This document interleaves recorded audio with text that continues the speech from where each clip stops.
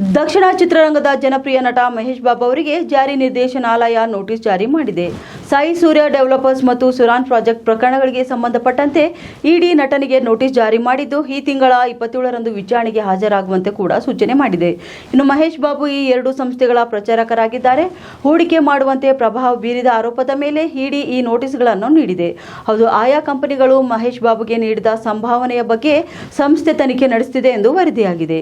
ಏನಿದು ಪ್ರಕರಣ ಅಂತ ಹೇಳಬೇಕಾದ್ರೆ, ವರದಿಗಳ ಪ್ರಕಾರ ಸಾಯಿ ಸೂರ್ಯ ಡೆವಲಪರ್ಸ್ ಮತ್ತು ಸುರಾನ ಗ್ರೂಪ್ ಪ್ರಾರಂಭಿಸಿದ ರಿಯಲ್ ಎಸ್ಟೇಟ್ ಪ್ರಾಜೆಕ್ಟ್ಗಳನ್ನು ಮಹೇಶ್ ಬಾಬು ಬೆಂಬಲಿಸಿದರು. ಆದರೆ ಈ ಗ್ರೂಪ್ ಗ್ರಾಹಕರನ್ನು ವಂಚಿಸಿದೆ ಎಂಬ ಆರೋಪ ಕೂಡ ಕೇಳಿಬರ್ತಿದೆ. ಹಾಗಾಗಿ ನಟನ ಹಣ ವರ್ಗಾವಣೆ ಪ್ರಕರಣಕ್ಕೆ ಸಂಬಂಧಿಸಿದಂತೆ ಅವರಿಗೆ ನೋಟಿಸ್ ಕೂಡ ನೀಡಲಾಗಿದೆ. ಇನ್ನು ವರದಿಗಳು ತಿಳಿಸಿದಂತೆ ಮಹೇಶ್ ಬಾಬು ಈ ಅನುಮೋದನೆಗಳಿಗಾಗಿ 5.9 ಕೋಟಿ ರೂಪಾಯಿಗಳನ್ನು ಪಡೆದುಕೊಂಡಿದ್ದಾರೆ. ಚೆಕ್ ಮೂಲಕ 3.4 ಕೋಟಿ ರೂಪಾಯಿ ಮತ್ತು ನಗದು ಮೂಲಕ 2.5 ಕೋಟಿ ರೂಪಾಯಿ ಸ್ವೀಕರಿಸಿದ್ದಾರೆ. ಇದೀಗ ನಗದು ಪಾವತಿಗಳು ಕೂಡ ಪರಿಶೀಲನೆಗೆ ಒಳಪಟ್ಟಿವೆ.